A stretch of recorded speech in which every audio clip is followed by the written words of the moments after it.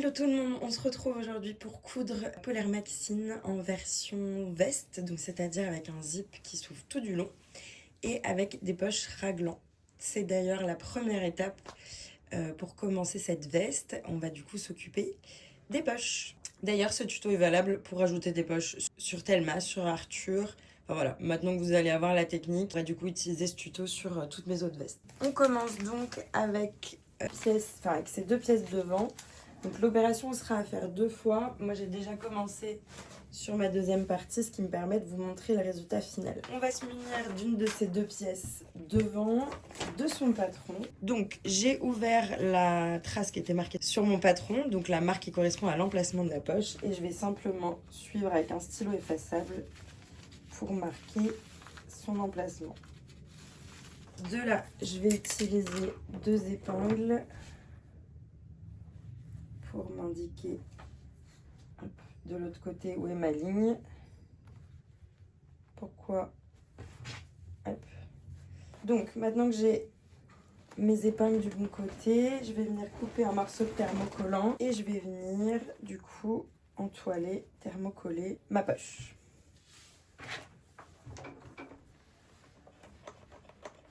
Donc j'ai entoilé, thermocollé ma poche. Je vais prendre mes petites épingles. Je les repasse à travers et le tissu et du coup le thermocollant.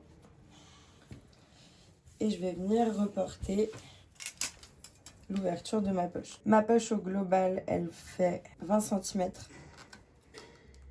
entre les deux extrémités.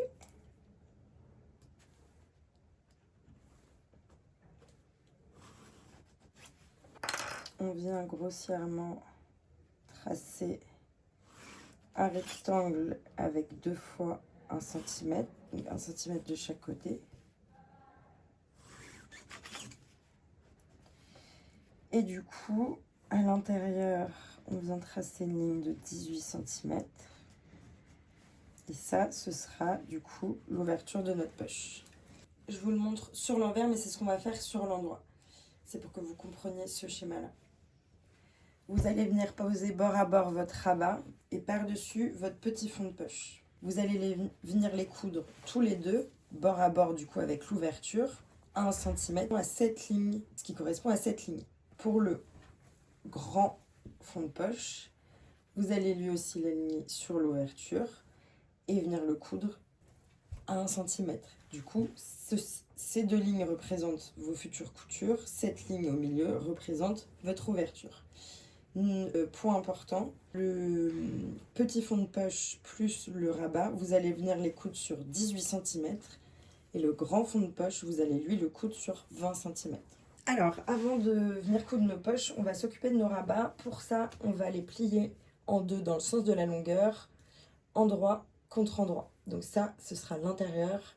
Ça, c'est mon tissu que je veux à l'extérieur. Et on vient simplement coudre les 2 côtés, donc les 4 côtés en tout. Donc, un premier rabat. Vous pouvez bien sûr dégarnir vos angles. Surtout si, comme moi, vous utilisez un tissu épais. Et voilà, donc ça c'est ce qu'on verra à l'extérieur de votre poche. Je fais la même chose sur le deuxième.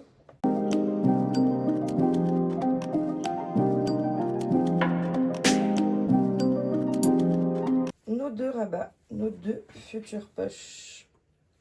Donc maintenant que nos rabats sont prêts, on va coudre cette première poche. Donc comme je vous le disais, on se munit de nos 3 empiècements et on va commencer par mettre bord à bord notre rabat, le bord brut bord à bord avec la future ouverture et notre fond de poche petit modèle.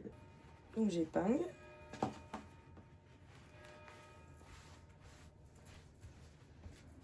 Et de la même façon, je vais venir épingler bord à bord mon fond de poche grand modèle. Donc on vérifie bien, il va retomber comme ça. On a la poche qui est dans le bon sens. Et on va aller piquer tout ça à la machine. Donc une couture de 20 cm à 1 cm du bord, une couture de 18 cm. Je vais commencer par le fond de poche grand modèle, on a moins d'épaisseur.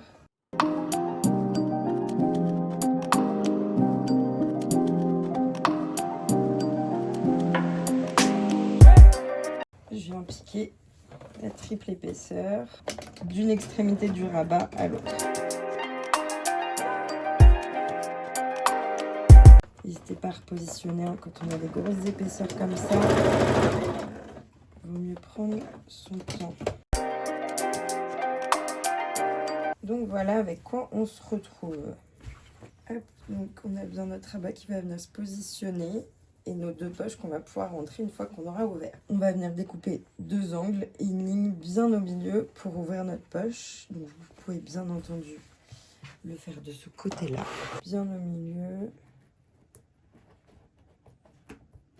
Et voilà, je fais un premier trou en ligne droite.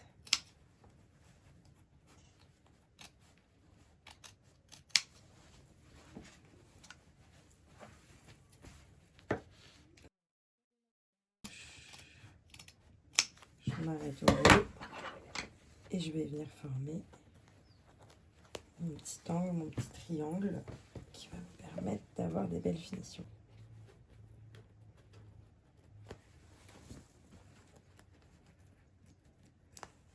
Et voilà, on n'a plus qu'à rentrer nos fonds de poche. On a notre petit fond de poche, notre grand fond de poche qui va venir se caler nickel. Donc, si on repositionne notre petit rabat vers l'extérieur, on rentre bien tous les morceaux de poche. On peut déjà lui donner un petit coup de fer, ça nous aidera par la suite. Et après, on va tout simplement épingler nos deux fonds de poche. On va venir les coudre 1 cm sur tout le tour. Voilà, donc j'ai passé un petit coup de fer pour me faciliter la vie. Vous voyez bien, le tissu se positionne tout seul maintenant. On sort bien les petits bouts des extrémités et on vient aligner ces deux fonds de poche. J'épingle et je vais aller coudre tout ça à la machine au point droit.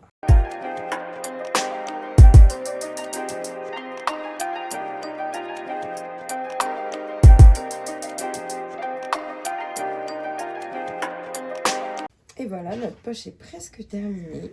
On va venir maintenant solidifier le tout avec deux surpiqûres.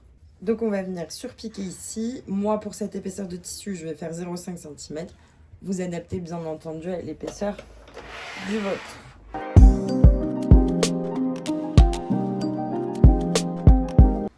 La première. Et la deuxième. Et voilà, votre poche est faite. Et du coup, il n'y a plus qu'à s'occuper de la deuxième. Je viens de poser ma deuxième poche, donc je vous retrouve pour assembler nos deux pièces devant avec notre pièce dos. Endroit contre endroit, je viens mettre le dos de ma future polaire. Je vais tout simplement épingler. Et je vais faire de même sur ma doublure. Donc là, j'ai bien mon dos avec mon endroit face à moi. Et je vais déposer un devant, le deuxième. J'épingle. Je vais en profiter pour coudre, si je les retrouve, coudre mon étiquette. Pour le coton de la doublure, je vais simplement aplatir mes marges de couture au fer. Et pour la polaire, je vais les surjeter parce que pour le coup, je suis sur une matière synthétique. Donc si je veux qu'elle dure dans le temps, on sécurise bien ses coutures.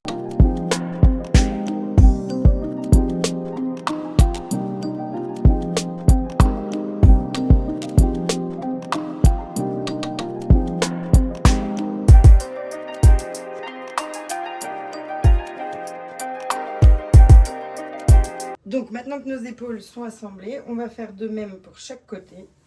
Donc sur le tissu principal et sur la doublure.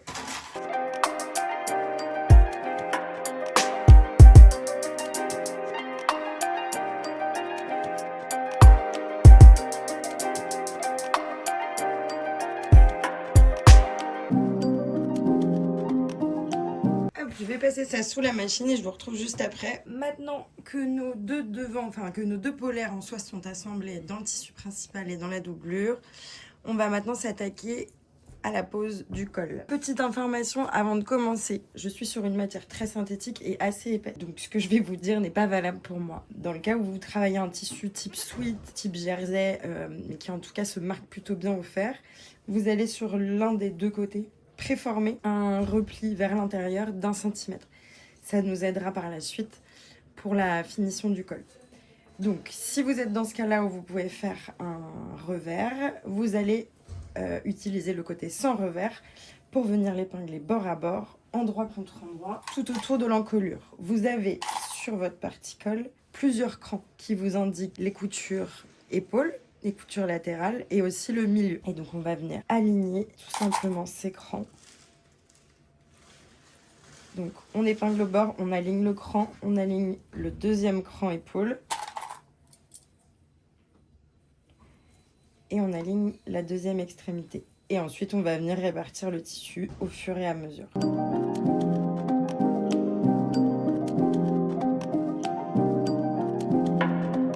Donc voilà, on a bien épinglé tout le long du col. Et maintenant, on va venir coudre au point droit à 1 cm et surjeter.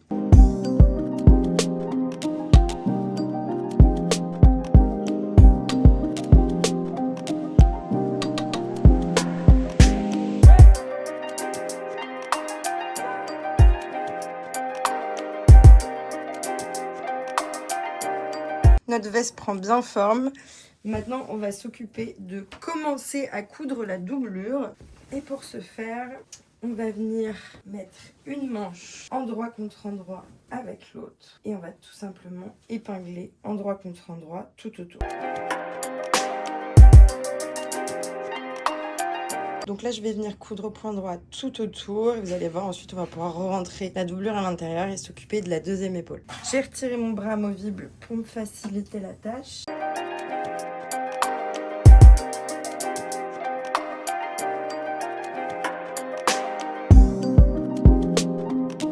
Voilà, ma première épaule est cousue. Et là, je vais tout de suite venir dégarnir mes ongles.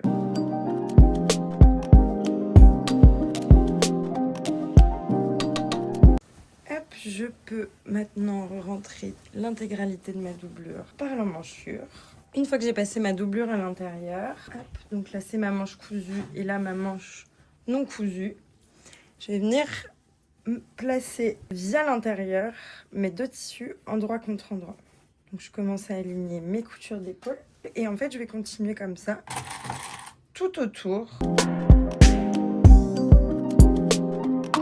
J'arrive à ma couture de dessous, couture côté, je les aligne toujours bien. Et je continue comme ça. Et je fais tout le tour.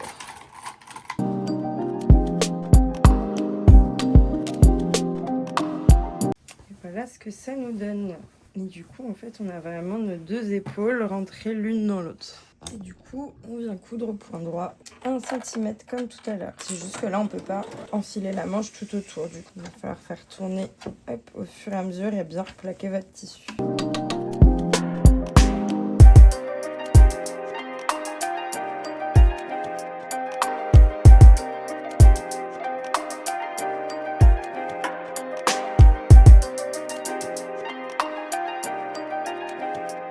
Et voilà, j'ai fait tout le tour.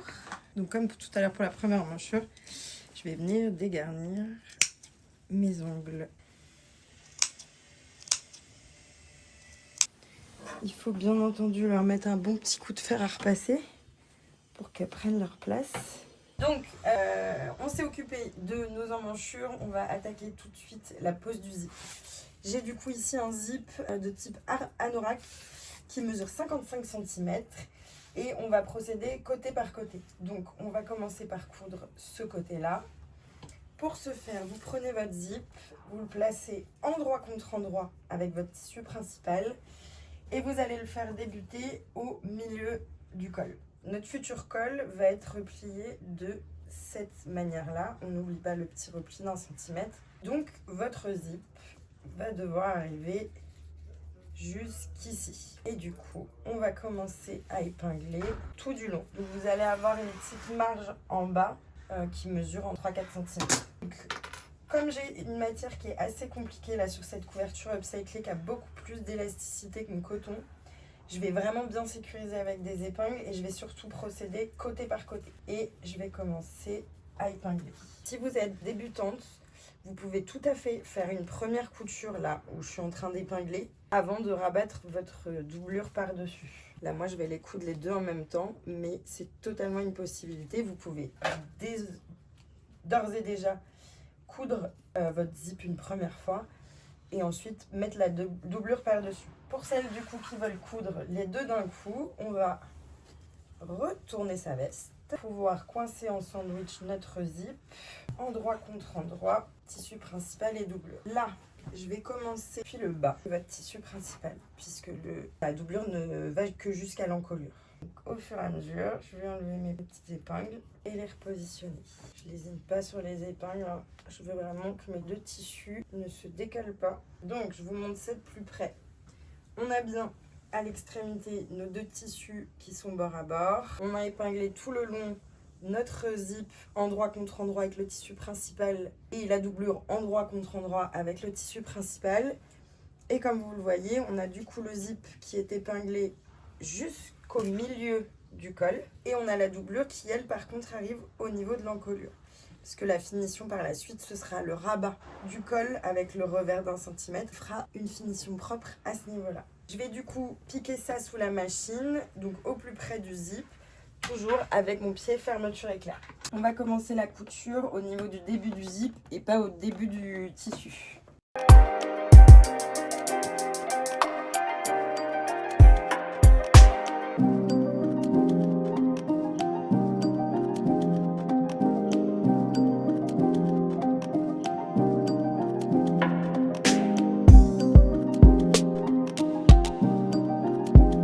Une fois que vous avez atteint la fin de votre doublure, vous continuez. Et voilà, donc notre premier côté de zip est cousu. On ressort la veste par la doublure. Et voilà notre petit zip. On est bon, on a bien notre doublure, notre tissu principal, notre zip qui va jusqu'au milieu de notre col. Et je vais tout de suite lui passer un petit coup de fer avant d'attaquer l'autre côté du zip. Je vous remonte quand même d'un peu plus près. La doublure qui arrive au niveau de l'encolure, le zip qui remonte jusqu'au milieu du col et on a bien le bout qui n'est pas cousu pour nous aider à faire les finitions tout du long. Allez, on passe au deuxième côté et du coup on va procéder exactement de la même façon. Donc je vais simplement, avant de débuter l'épinglage, m'assurer de marquer ici où arrive mon encolure sur le zip pour m'assurer qu'au moment d'épingler, je vais être bien symétrique et que j'aurai un col qui tombe parfaitement des deux côtés. Ensuite, je vais séparer mes deux parties de zip, ce sera beaucoup plus simple. Et là, comme tout à l'heure, on procède de la même façon. Donc zip endroit contre endroit avec le tissu principal. Je commence tout de suite par mon encolure. Comme ça, je m'assure que ma veste sera bien symétrique. Et je continue et je vais faire comme tout à l'heure pour être sûre d'avoir un beau rendu. Je vais d'abord épingler tissu principal et zip, puis je ferai la doublure.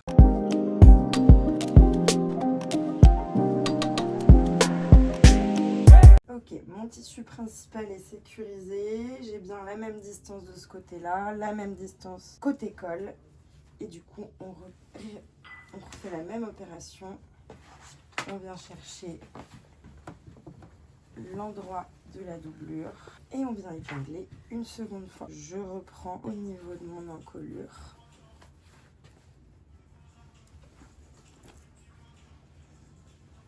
Alors, j'ai pas pu vous filmer le deuxième épinglage parce que mon iPhone a pris un coup de faux, du coup j'ai fermé les rideaux. Mais voilà, j'ai procédé exactement comme tout à l'heure. On a bien notre doublure et notre tissu principal qui arrivent au même niveau. Notre encolure avec la marque sur notre zip et notre encolure doublure. Et le zip qui lui va jusqu'en haut. Donc ça va être exactement la même chose que tout à l'heure. On coud au point droit à l'aide de son pied fermeture éclair au plus près du zip.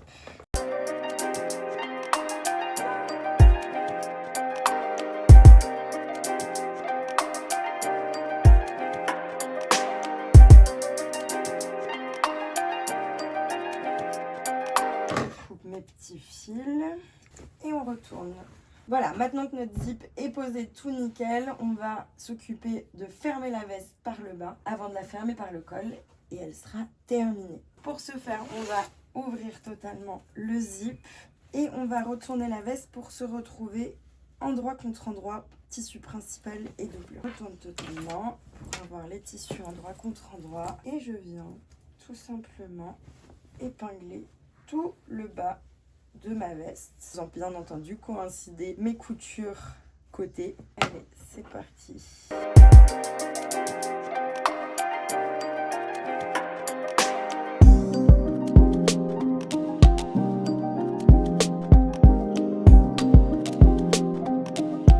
Et du coup, c'est parti pour une couture au point droit avec point d'arrêt et avec une marge de couture de 2,5 cm.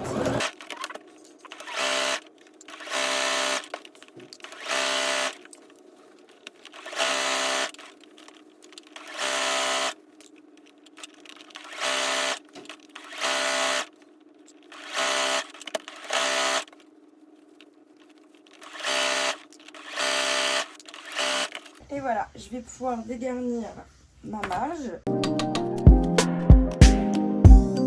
Et voilà, j'ai repassé le bas de ma veste, elle est nickel. Et on s'attaque du coup à la finition du col. La première étape, ça va être de coudre en sandwich zip au niveau du col avec l'autre rabat du col. Hop, donc j'en profite pour replier ma petite propreté. Donc je la replie, je replie le col par-dessus. Et comme je n'arrête pas de vous le répéter, je vais préformer mon revers d'1 cm qui, par la suite, va me permettre de faire ma dernière couture tout le long du col. Donc je rabats, je fais mon repli. Et on va venir épingler et coudre.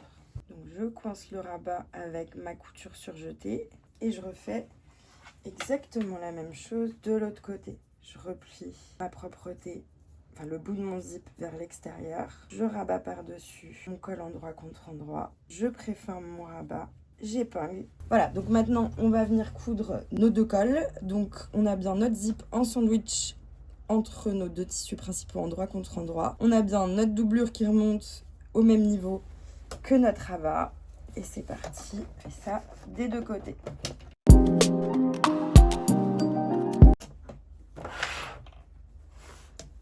Voilà ce que ça nous donne.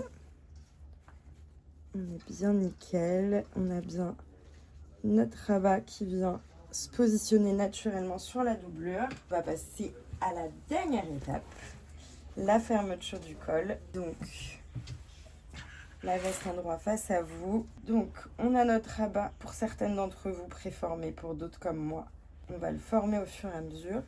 Ce que j'aime bien faire pour m'assurer que mon col sera bien plat, c'est soit mettre un coup de fer, soit épingler. Comme ça on a bien le tissu qui se positionne naturellement. Et puis bah c'est parti, on va faire en sorte que notre surjet soit vers le haut et on plie la fermeture du col, la veste endroit face à vous. Donc, si je mets comme ça, vous verrez peut-être mieux quand même. Et là, donc vraiment on finit. Donc on a notre rabat. Donc pour certaines d'entre vous préformé, pour d'autres comme moi on va le former au fur et à mesure. Ce que j'aime bien faire pour m'assurer que mon col sera bien plat, c'est soit mettre un coup de fer, soit épingler. Comme ça on a bien le tissu qui se positionne naturellement. Et puis c'est parti, on va faire en sorte que notre surjet soit vers le haut. Et on plie du coup 1 cm. On s'assure de bien coincer la doublure à l'intérieur.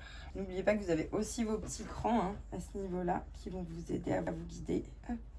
Donc, la première couture d'épaule, je reprends à l'autre extrémité. Mon petit cran que je viens aligner, sans oublier mon repli, et j'épingle. Et voilà, on a épinglé tout du long. L'idéal, je sais que c'est pas forcément évident, et encore une fois, ça dépend aussi beaucoup de la matière avec laquelle vous travaillez. L'idéal, c'est de venir surpiquer dans le col. Donc vous pouvez épingler de ce côté-là, une fois que vous avez sécurisé. Vous pouvez prendre aussi un fil exactement de la même couleur si vous avez peur de ne pas piquer au bon endroit. Et voilà, j'ai reporté mes épingles de l'autre côté et je vais venir coudre au point droit, donc directement sur ma précédente couture de col.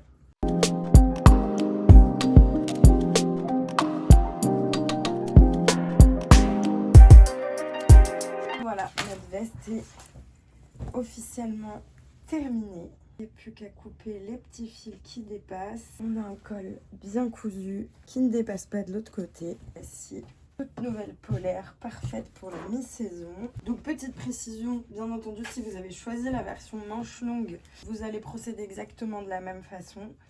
Et simplement, au moment de faire vos poignets élastiqués, vous allez glisser à l'intérieur, comme on l'a fait là pour le col, votre doublure. Et vous allez coudre toutes les épaisseurs en même temps. Voilà, j'espère que ce tuto vous a plu, que c'était clair, que vous avez apprécié coudre votre polaire Maxine et vous allez vous en coudre encore plein d'autres. N'hésitez pas à me faire vos retours en commentaire s'il manque des infos, si vous voulez d'autres tutos. Et puis je vous retrouve très prochainement pour une nouvelle collection de patrons. Et je vous souhaite une bonne couture, des bisous!